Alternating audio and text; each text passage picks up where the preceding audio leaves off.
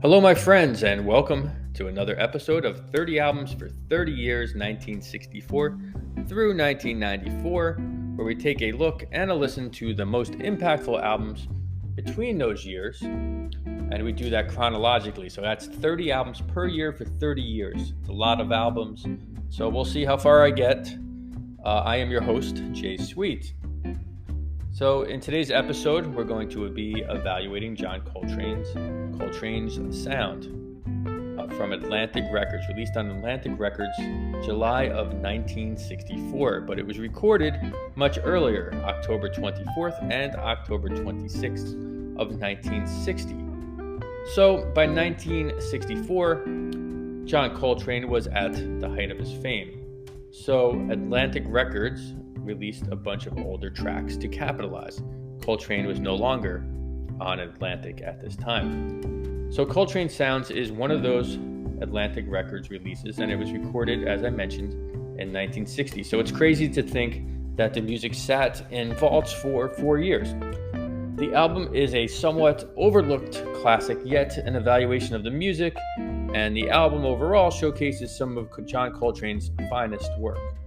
The record includes pianist McCoy Tyner and drummer Elvin Jones, who were both part of Coltrane's classic quartet. The final member of the group for this recording was not Jimmy Garrison, who would later become a member of the classic quartet, but bassist Steve Davis. Steve Davis handled the bass chair and does it quite well. For this episode, I had the great pleasure of interviewing John Coltrane expert, jazz historian, and celebrated jazz pianist, Dr. Lewis Porter. Lewis Porter is the author of Playback with Lewis Porter, a jazz newsletter that can be found on lewisporter.substack.com. Substack, S-U-B-S-T-A-C-K. Of which, noted jazz historian Ted Gioia writes, Lewis Porter is the real deal, a genuine expert and trusted authority, which is certainly true. Porter is also the co-author or author of 2 acclaimed books on John Coltrane, and 5 other books as well, and numerous other publications. He's a longtime jazz professor with a PhD in musicology, and as a pianist, he has appeared on 36 albums with people like Terry Lynn Carrington, John Patitucci, Tia Fuller, Dave Liebman, and many others. Now, beyond all that, Lewis Porter is my friend, and he's my mentor. He was the head of the Jazz History and Research Master's Program at Rutgers University in Newark, and I was a student of his. It was a small program, so I got to learn a great deal from Lewis Porter, and I still do. His knowledge of jazz and many other things is encyclopedic, and it's comprehensive, and it's just remarkable to talk to him. And I've had the great pleasure of also playing some gigs with Lewis Porter, and he's also a fantastic and inventive pianist. So, in fact, you may notice that I begin every episode by saying, "Hello, my friends." That's something Lewis often said, and it's a phrase I use as a tribute to him. So, my friends, here's my conversation with Lewis Porter and my evaluation of the album Coltrane's Sound.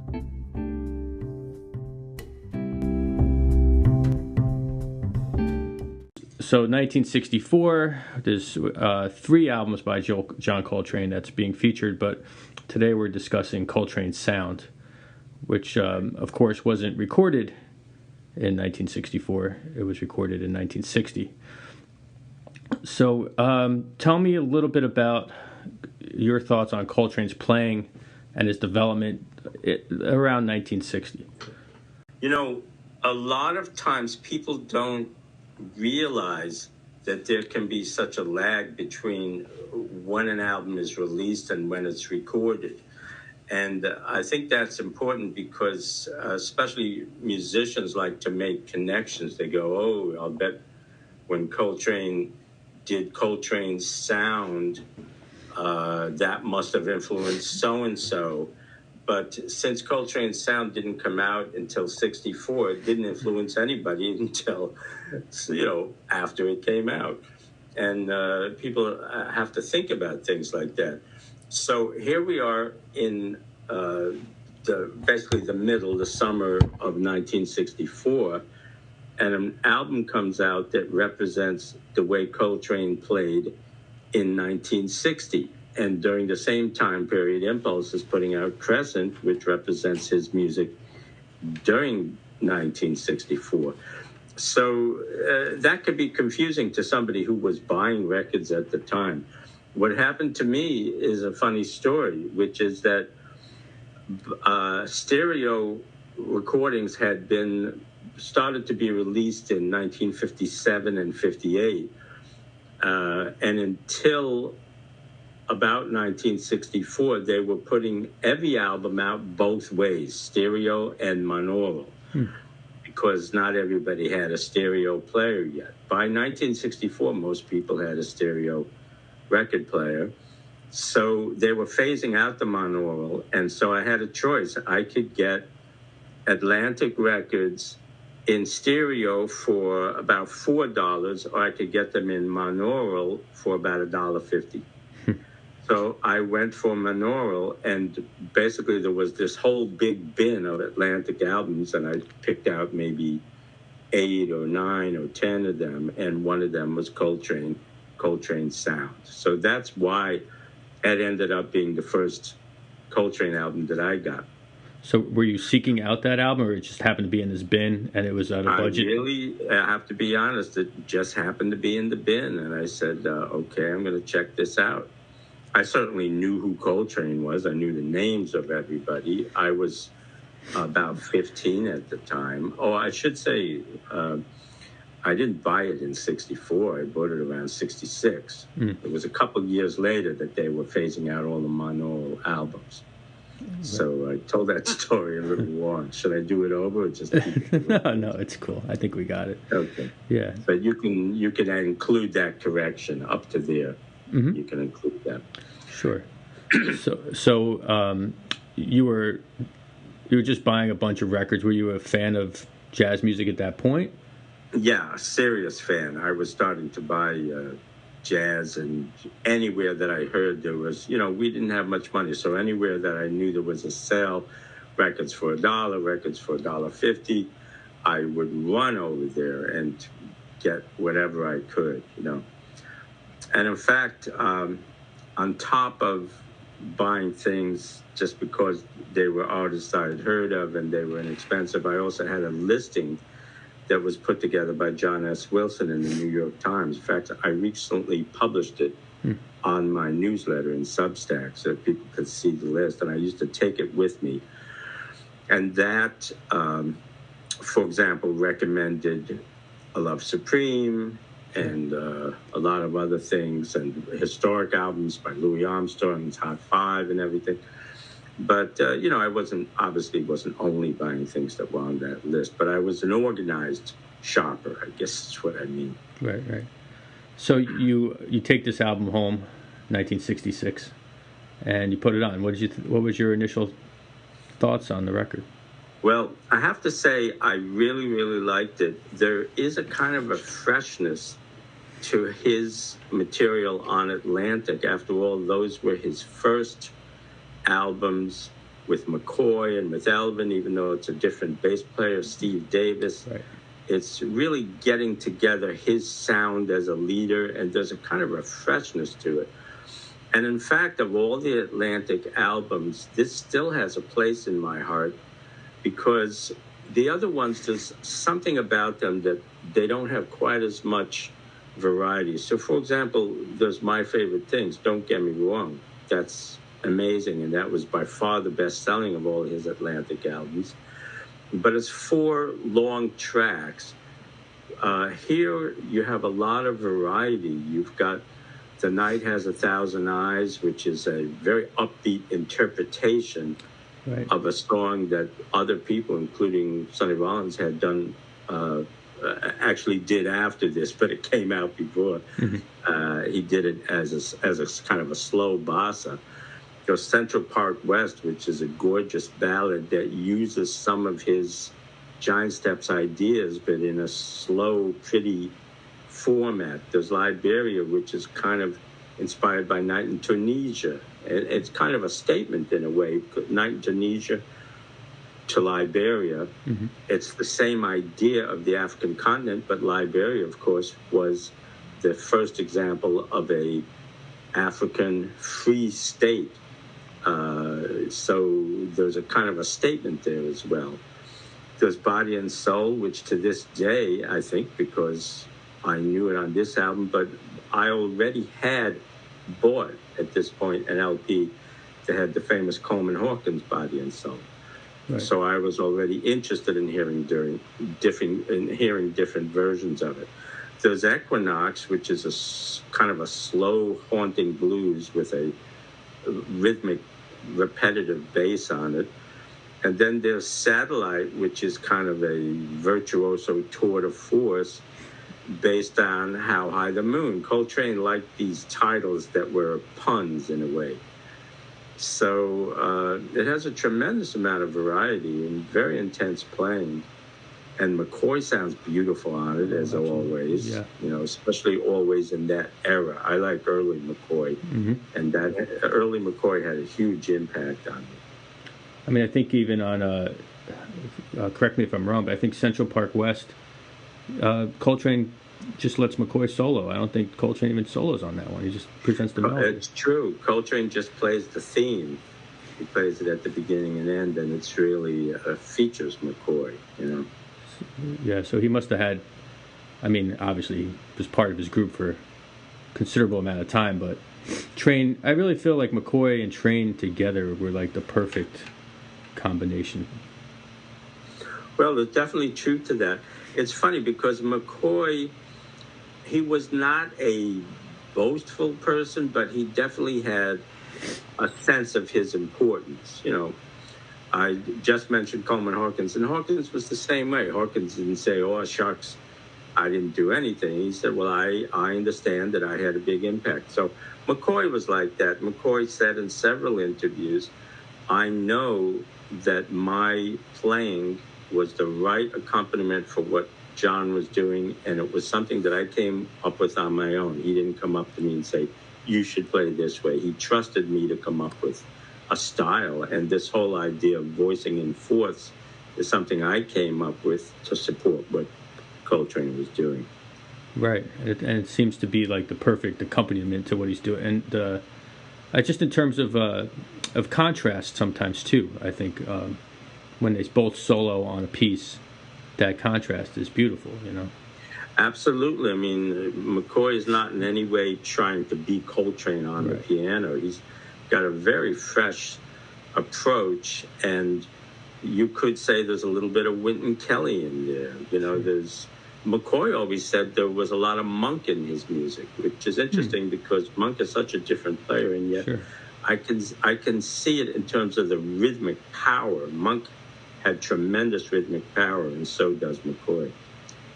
Yeah, that's an interesting comparison. I don't really think of them in the same vein, but of course, Coltrane worked with them both, so. That's true. Yeah, absolutely. Must have been some similarities. That's a good point too. It could be partly why Coltrane liked McCoy's playing, even though, as you say, it may not be obvious to us what the connection is, but McCoy was very consistent about saying Monk was one of his main influences. Mm-hmm. So any indication as to why the album didn't come out for so long? Was it because he changed labels, or?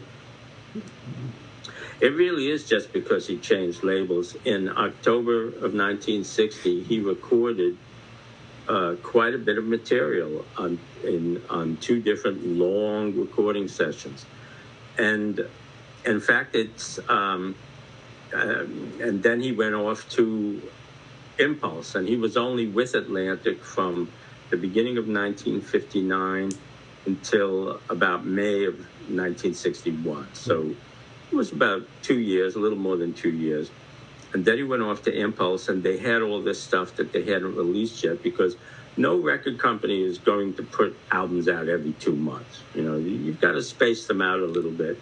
You've got to think about what's the best time to get the best reception and all this. So the other tracks that they had not put out yet are what you call in the can. You know, record companies say, we've got some stuff in the can. That means it's recorded but not released yet. So what did they do? Well, there were a bunch of blues tunes. So they said, let's put all those together. Coltrane plays the blues. And that came out during the time that he was on Impulse. I think 1962 that came out. And it's important for people to know. I find that even the critics write about music without knowing anything about the music business. So you'll see critics say, that's interesting that Coltrane put together an album of the blues, and what was the concept behind it? Well, I'll tell you right now, the concept behind it was that Coltrane played a lot of blues, and that an Atlantic Records producer, unbeknownst to Coltrane, figured out that they could put all those blues on one album. Right. And I even saw somebody who wrote an essay on the sequence of the blues tunes on that album. Oh, that's an interesting sequence that Coltrane put together. No, not Coltrane. In fact, Coltrane had nothing to do with the sequencing of any of his albums, including Coltrane's sound, except for A Love Supreme, right, which could only be in one sequence because it was a suite. Yeah. And then later Meditations was a suite. Well, a suite is different. There's only one possible sequence. But Coltrane had nothing to do with that. And in fact, he didn't want to have anything to do with that. He was happy that there was such a thing as a producer like Nazari Erdogan at Atlantic. And they'll take care of all that for you. You don't have to worry about it. Right. He was about Coltrane particularly was just about making music, I think. Exactly. He wasn't very strong at marketing himself in any real way. I think he let his music do the talking.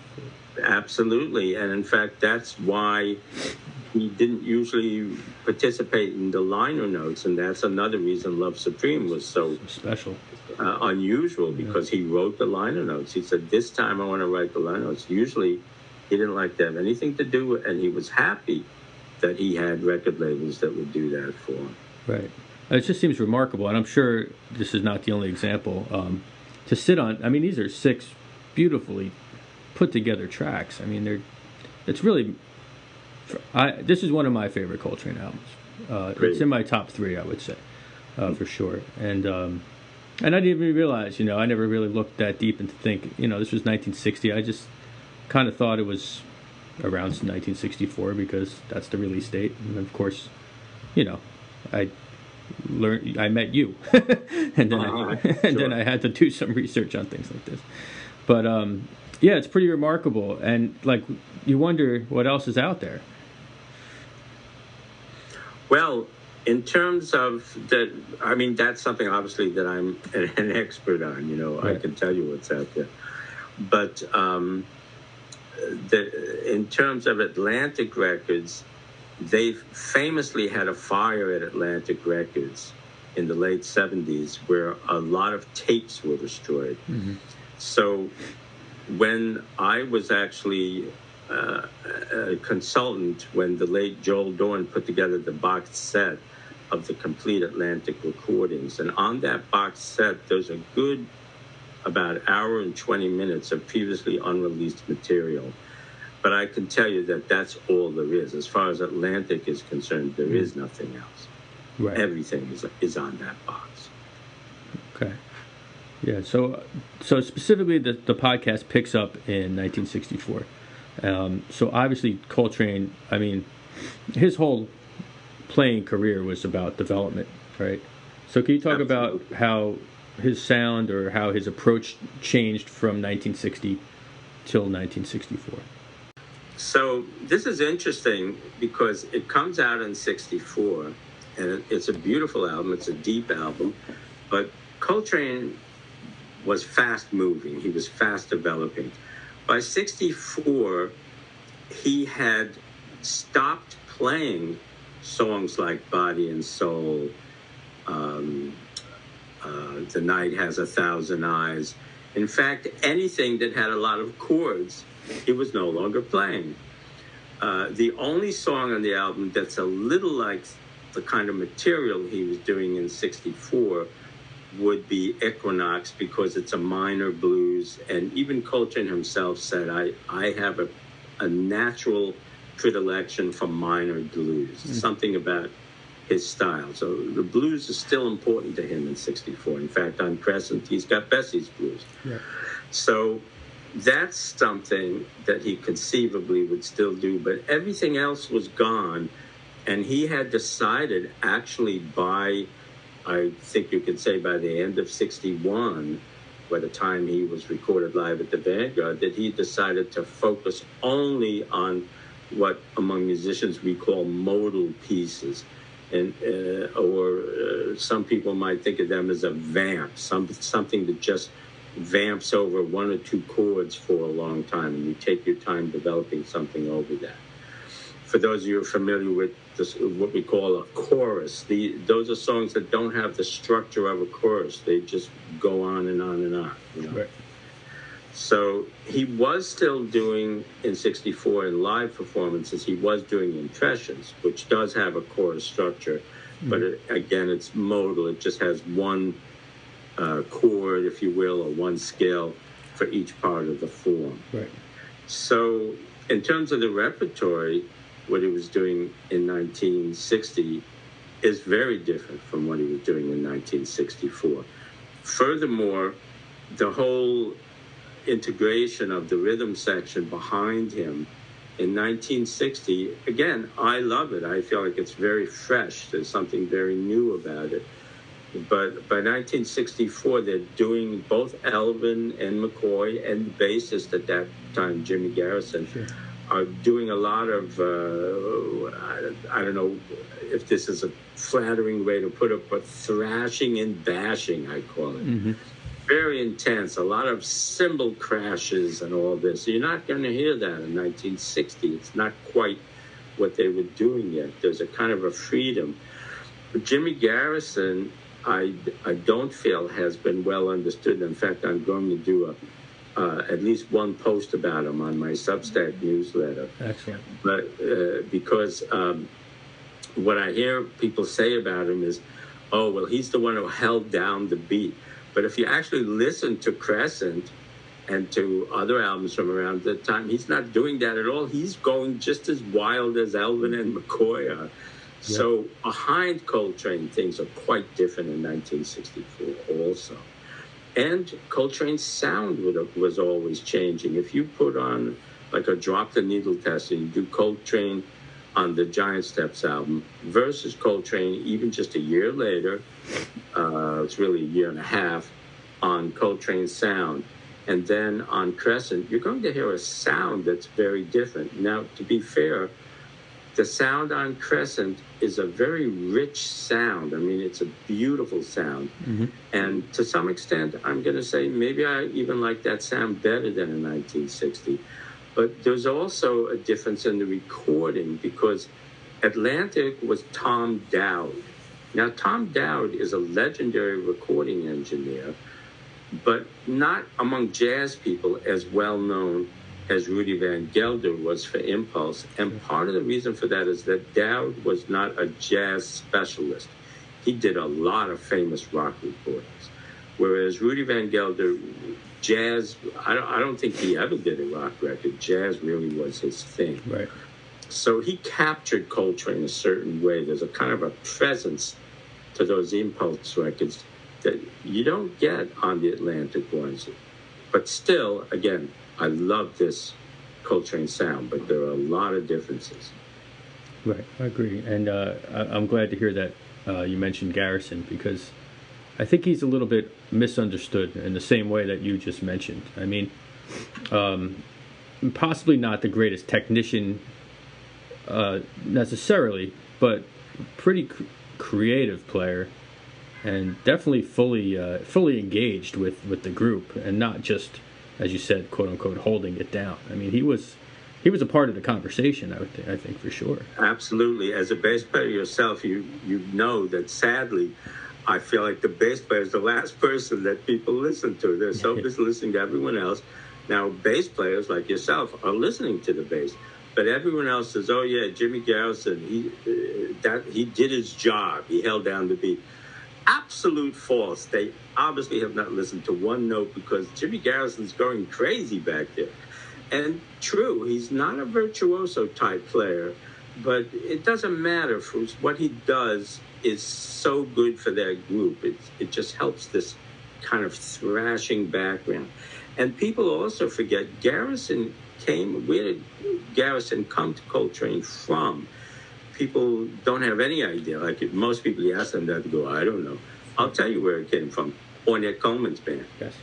So Garrison was used to a very free environment. That's what he was about, and that's why Coltrane was so interested in him, because Coltrane was influenced by Ornette and admired Ornette. And he said, wow, if I could work with his bass player, what could be more perfect than that? He wasn't looking for... By the way, Coltrane loved Paul Chambers. I was going to say, he had worked with one of the greatest technicians there was. You know? Exactly, and he loved Paul Chambers, but he knew that at this point, Paul Chambers was not what his music needed. His music needed someone who had worked with Ornette. Yeah, interesting. Yeah, and of course, even Coltrane. I mean, he would feature Garrison quite. I think on the Crescent record is a long Garrison solo. There is a very long bass solo, and he did that in concert. He used to give Garrison what we call an open solo. In other words, just play as long as you want. Just go ahead.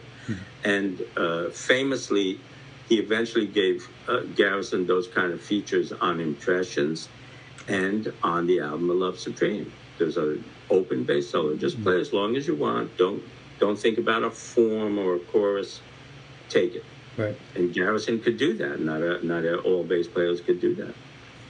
So I want to get your opinion on this. I've been asked several times recently. I don't know why, but who's the greatest improviser ever? And that's like, to qualify, that's a very difficult. It's very hard to say. But I think instantaneously my answer is always John Coltrane. For a number of reasons, which I'm sure you can point out. But would you agree with that? Well, the only reason I'm not going to say I agree with this is because I don't like to give those kind of answers. Sure. Because when for a long time the critics used to call, I think Francis Davis started it, but then all the critics picked it up. In the mid-'80s, they started calling Sonny Rollins the greatest living improviser. Right. And so there are people who would say Rollins was, but I don't like saying that. First of all, for Rollins, I thought that was so way off, because as far as I'm concerned, his best work was well before 1985. It was in the 50s and 60s. So don't get me started, because I'm crazy about Rollins, but I was not crazy about what he was doing in 80s, 90s, and beyond. Mm-hmm. That's personal, but that's my judgment. Sure. But the other thing is, what about Ravi Shankar? What about other? There are Indian flute players that are unbelievable. There are Indian vocalists. There's a woman vocalist in India now who's very active that I find unbelievable. And so I don't like to get into that way of thinking. That said, if you gave 5 people, Coltrane would definitely be one of them. If you gave 4 people, probably Coltrane would still be one of them. Sure. So, I mean, there is something absolutely profound about Coltrane's improvising and about the whole intensity of his improvising. And in a way, if you had to characterize Coltrane's contribution and his legacy, a big part of that legacy is an approach to improvisation that's kind of, do or die. It's a fierce dedication to improvisation that almost couldn't be imagined in the previous generations. Yeah, I mean, when he did things, he was all in for sure. And even, he faltered quite a bit, like with the early Miles stuff. You could hear that searching. He wasn't always getting, I think, what he was trying to get. Who knows? Yeah. But no, it's true. And in fact, he said himself, I couldn't believe sometimes. He was so, he actually was humble. He wasn't pretending to be humble like most people are. Right. And he wasn't just giving the right answers. He gave wrong answers in interviews, and he didn't care.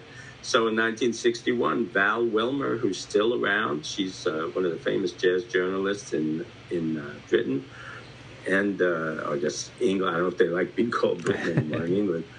And she said, "What was it like joining Miles?" And he says, "I really wasn't ready."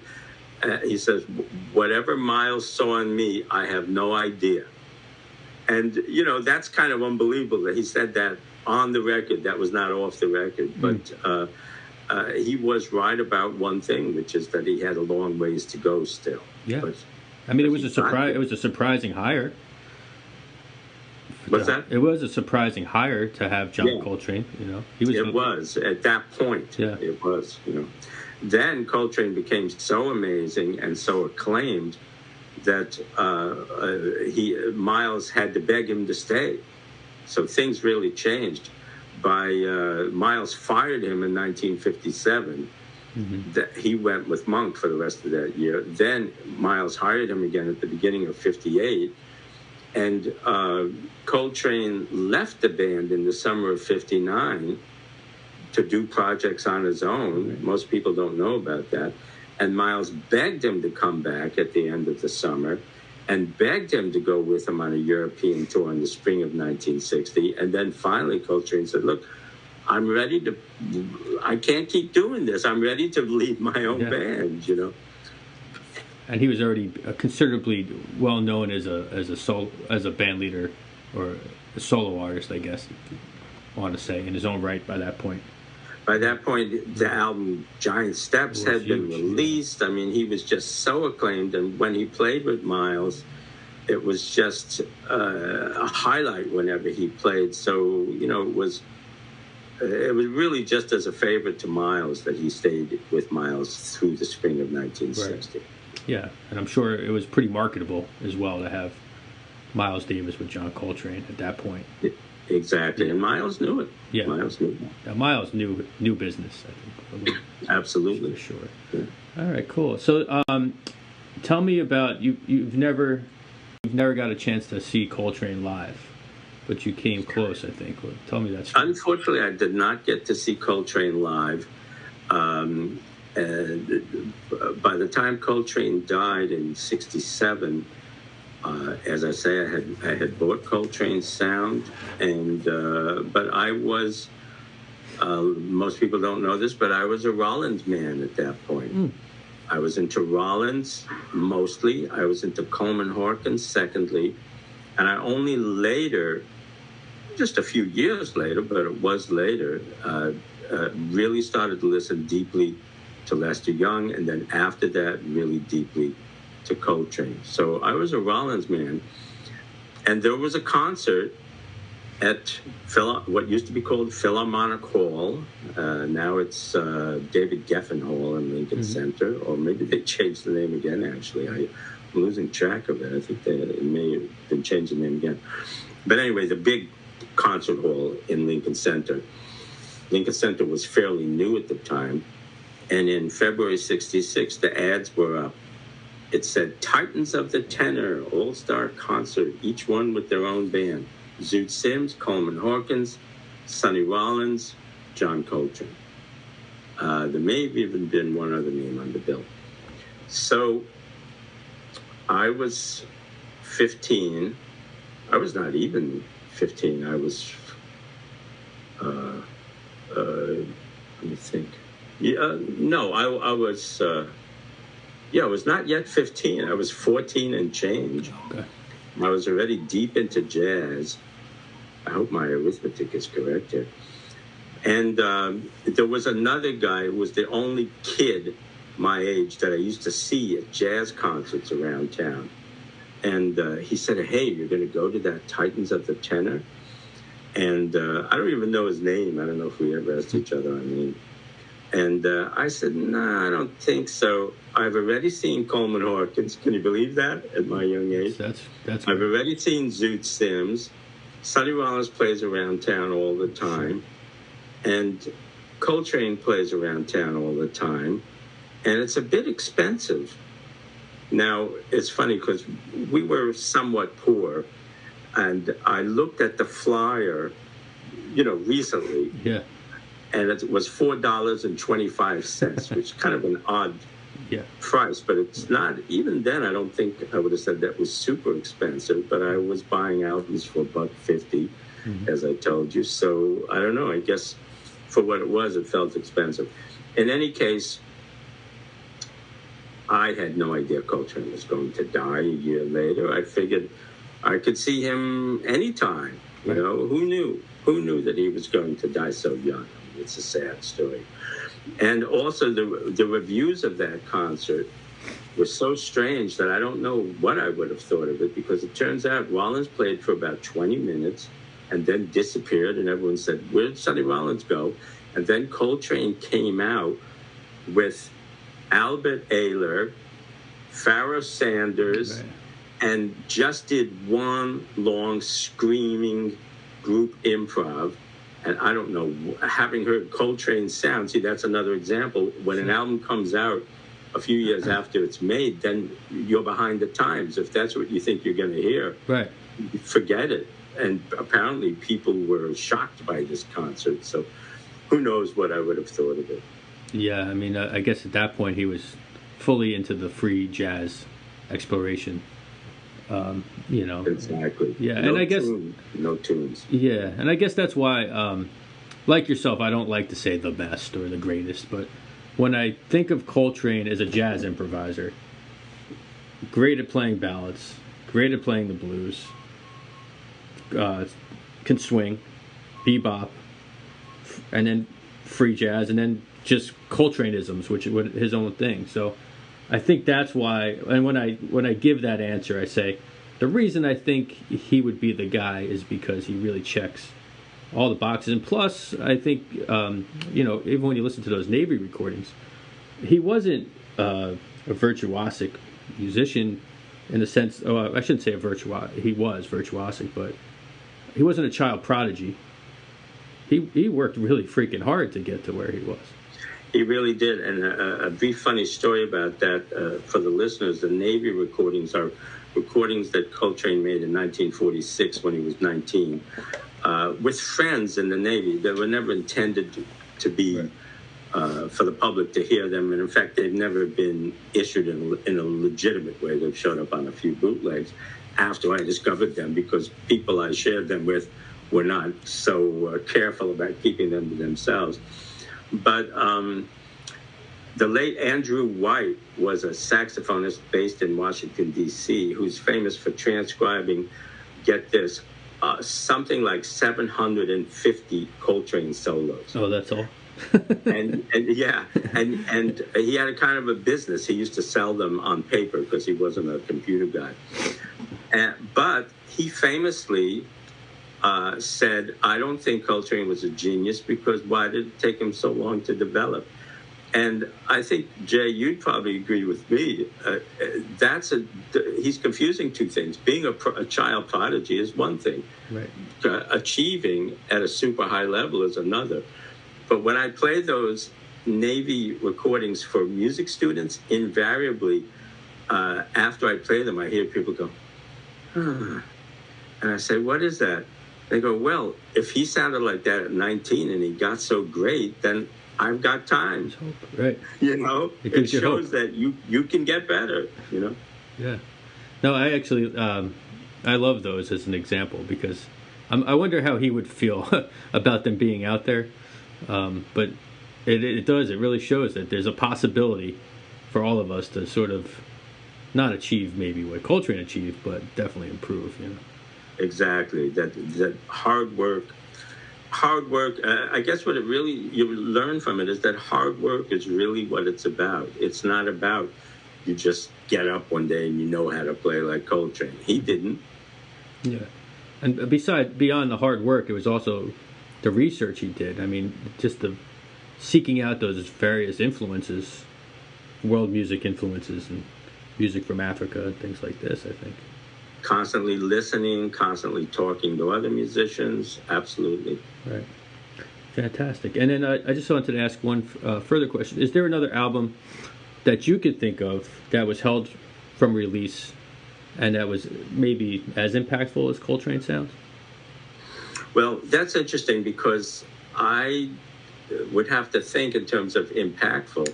But I'll tell you a funny story is that just before Coltrane died, there was an album that was released on Prestige. And I only saw this after Coltrane died. The album came out sometime in 67, I think. And then I was at a record shop after Coltrane died, and I saw this album on Prestige called The Last Trane. I said, what is this? His last recordings? Well, talk about false advertising. They knew what they were doing, because the cover said The Last Trane, and then when you looked at the back, it said, these were the last recordings that Coltrane made for Prestige Records in 1958. Yeah. But we never put them out before, or something like that. Right. Or maybe they had put them out, but they hadn't collected them onto one album. So people did try to capitalize on Coltrane's fame by putting things out after the fact.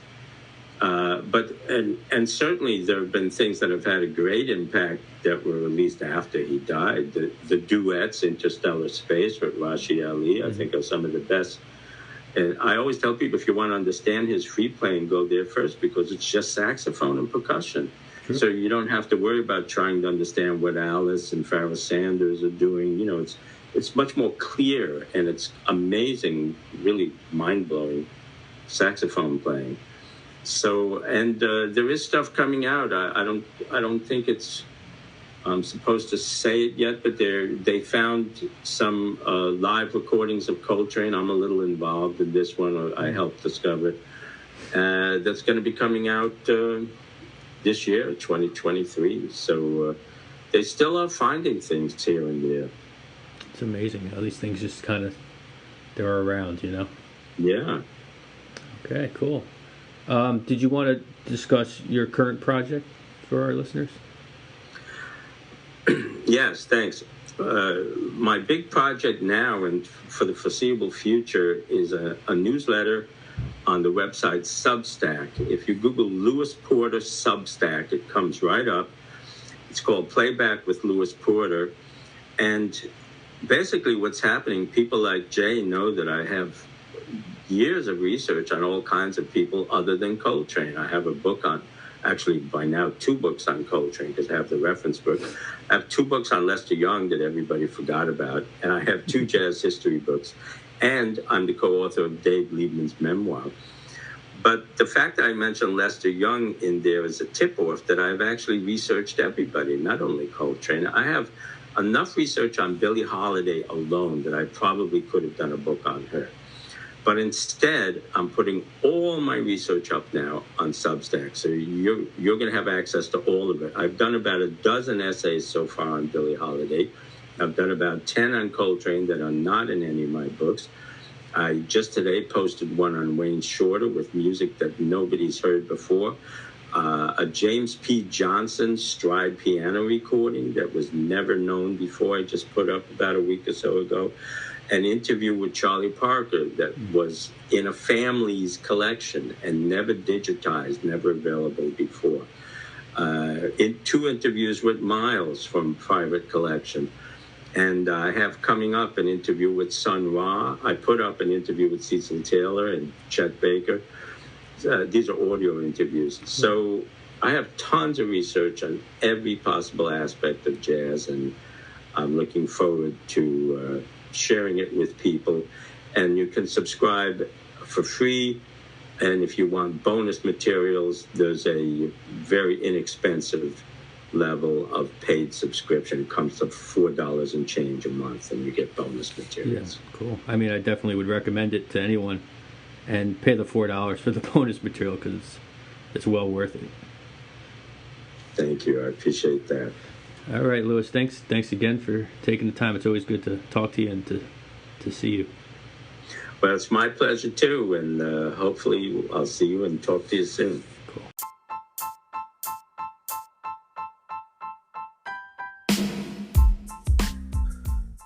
All right, time to drop the needle on the record and get into it. Track 1, side 1. The Night Has 1,000 Eyes, which is a lot of eyes. It is one of 2 standards from the album, and the song was used in the 1948 film of the same name. Numerous jazz artists have recorded it, but few can transform a jazz standard quite like John Coltrane. In his version, the band switches between Latin and up-tempo swing feels, a practice that is now standard when performing the song. Trane's reaching quality is instantly felt in his improvisation as he navigates through the chord changes. The great foil to Coltrane's playing is McCoy Tyner, who takes a brilliant solo, showcasing innovative melodic lines that intersperse with personalized, open-sounding chord voicings. He had a very specific way of voicing chords at this time. All right, check it out. The Night Has 1,000 Eyes.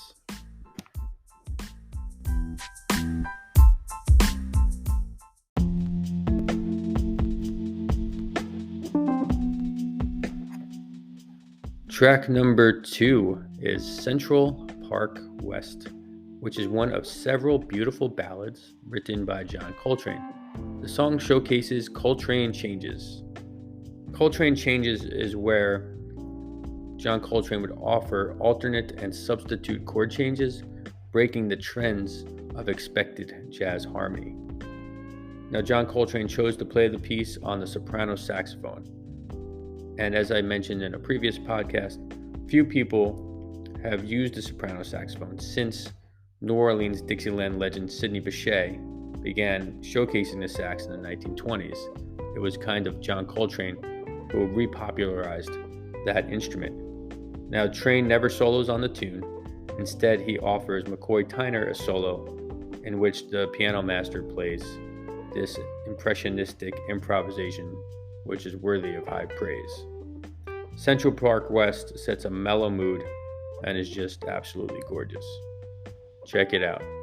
Take a stroll down Central Park West.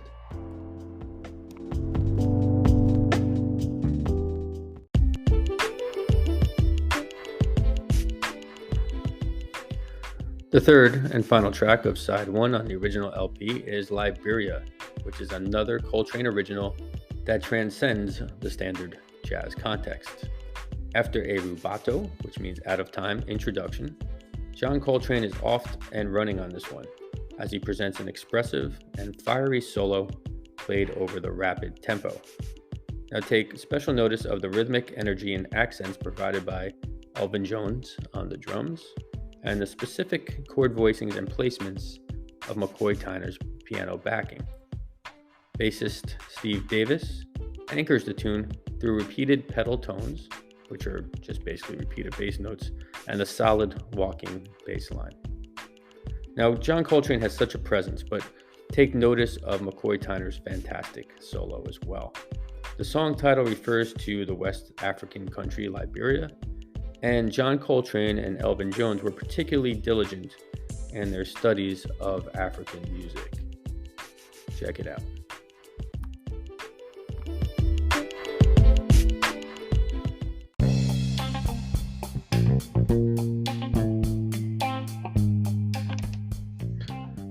All right, so by now we have flipped the record and dropped the needle on side number 2.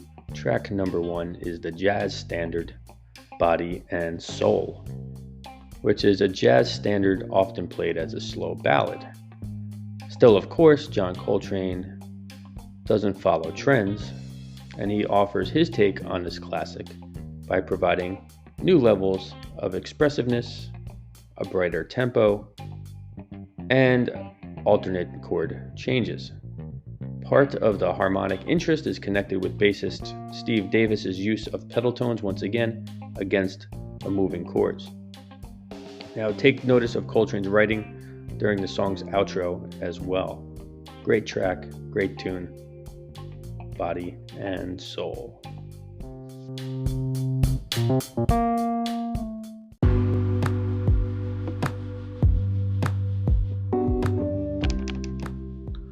All right, track number 2 of side 2 is Equinox, a John Coltrane classic, and his take on a minor 12-bar blues form.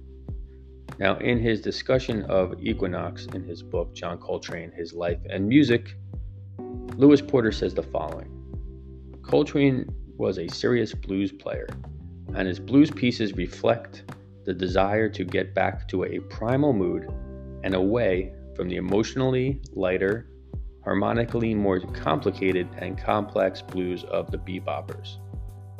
Today, the song is a standard and is often played at jazz jam sessions, but in an easier key than Coltrane's recorded version. He plays it in C sharp minor, and most mortals change it to C minor. Equinox.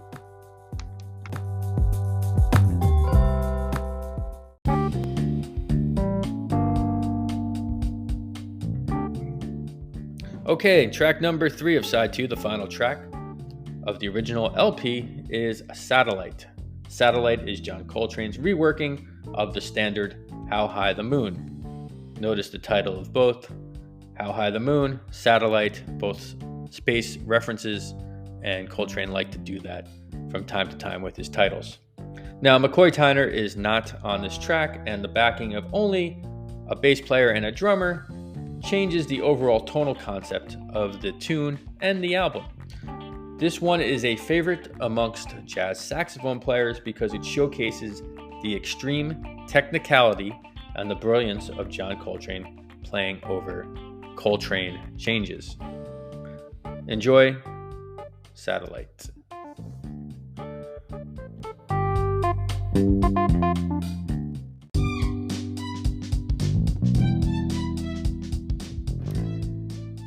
All right, cats, we did it. We made it to the end of the record. Definitely we are better for it. So lift the needle off of the record, lift the record off of the player, back in its jacket, and back on the shelf. And in conclusion, so since this recording was made 4 years before the release of Coltrane's Sound and was released during the same year as such albums as Coltrane's Crescent and also John Coltrane Live at Birdland, you really get to see or hear the progression of John Coltrane as a soloist and a writer during that 4-year kind of period. And it's one of the most well-balanced of his albums and one of his finest and most underrated records, in my opinion. It's one of my personal favorites, Coltrane's Sound. And I hope you enjoyed it as much as I do. Thanks for listening.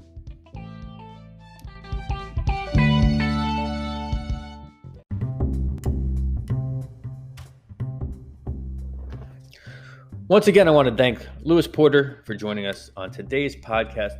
Be sure to check out his newsletter, Playback with Lewis Porter, a jazz newsletter, at lewisporter.substack.com. He also has several fantastic books out there, including John Coltrane's His Life and His Music. So I'll link all things Lewis Porter to our website, which is 30albumsfor30years.com. That's where you can find out about future episodes, more about today's episodes, and all things regarding the podcast. And if you can, take a look at my book, The History of American Music, 1750 through 1950, An Origin Story. That's available from Kendall Hunt Publishers. Thanks again for listening. Now, if you can, hang out for the bonus Jay Plays section, where I play a tune from the record. And let's keep the music alive.